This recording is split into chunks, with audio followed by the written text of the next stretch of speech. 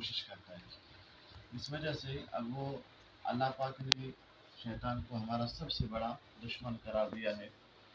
تو ہمیں اس معاملے میں بھی اللہ پاک نے یہ رہنمائی فرمائی ہے ہماری کہ ہم ہر وقت اللہ سے ہی پناہ مانگیں، کیونکہ پناہ دینے والی ذات اللہ تبارک و تعالیٰ کی ہے. جب ہم اللہ کی پناہ میں آ گئے تو پھر ہم شیطان کے چال سے اور مکر و فریب سے بچ جائیں گے.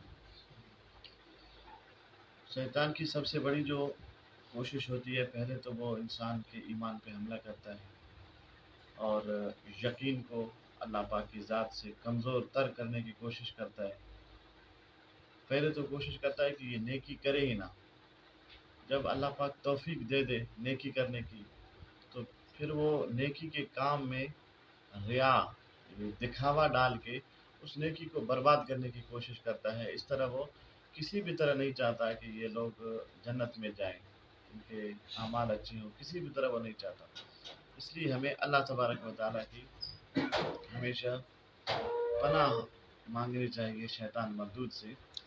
جب اللہ کی ہم پناہ میں آ گئے تو انشاءاللہ اللہ تبارک و تعالیٰ کی ذات، اس کی طاقت سب سے بڑی ہے، تو انشاءاللہ اللہ پاک ہمیں اس سے پناہ عطا فرمائے گا. ایک دفعہ آپ صلی اللہ تعالیٰ علیہ وسلم صحابہ کرام کے درمیان تشریف فرماتے. صحابہ سے فرمایا، اے میرے صحابہ، ہمیشہ حب الحزن سے پناہ مانگو. عربی میں حب کہتے ہیں کنویں کو اور حزن کہتے ہیں غم. حب الحزن کا معنی غم کا کنواں. اس سے ہمیشہ پناہ مانگو اللہ تبارک و تعالیٰ کی ذات سے. صحابہ نے عرض کیا، یا رسول اللہ صلی اللہ تعالیٰ علیہ وسلم، کہ حب الحزن کیا چیز ہے جس کے بارے میں آپ ارشاد فرما رہے کہ ہم پناہ مانگیں، یہ ہے کیا چیز؟ فرمایا یہ جہنم کا ایک طبقہ ہے جس کا نام حب الحزن ہے، اور اس سے جہنم کے باقی طبقات ایک دن میں 400 مرتبہ پناہ مانگتے ہیں. اس سے تم بھی پناہ مانگو. صحابہ نے عرض کیا، یا رسول اللہ صلی اللہ تعالیٰ علیہ وسلم، اس میں کون سے گناہ گار جائیں گے؟ یہ اتنا خطرناک جگہ ہے، تو کون سے گناہ گار ہوں گے جو اس طبقے میں گرائے جائیں گے؟ آپ صلی اللہ تعالیٰ علیہ وسلم نے ارشاد فرمایا، اس میں وہ نیکوکار جائیں گے. اس الفاظ پہ توجہ دیں. اس جہنم کے طبقے میں وہ نیکوکار جائیں گے کہ جو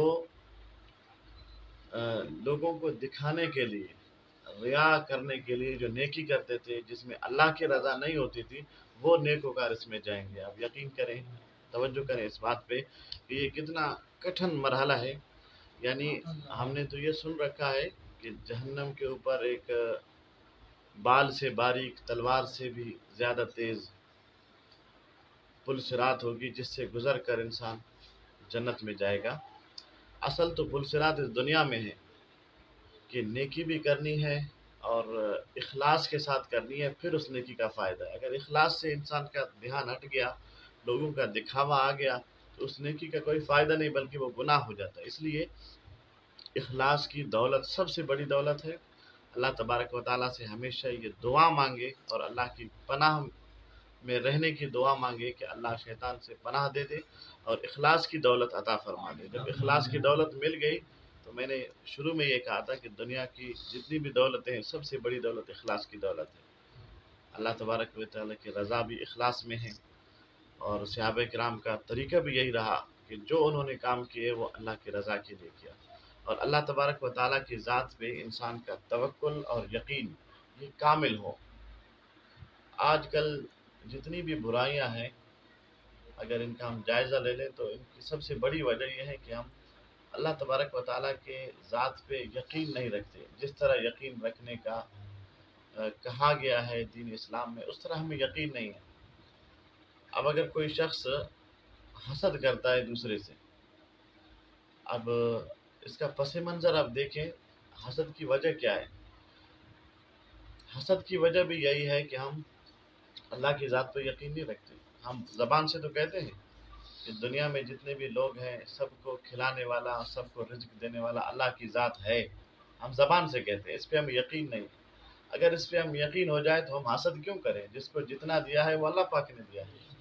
اس بات پہ ہم یقین کریں گے تو ہمارے دل سے حسد یہ برائی ختم ہو جائے گی۔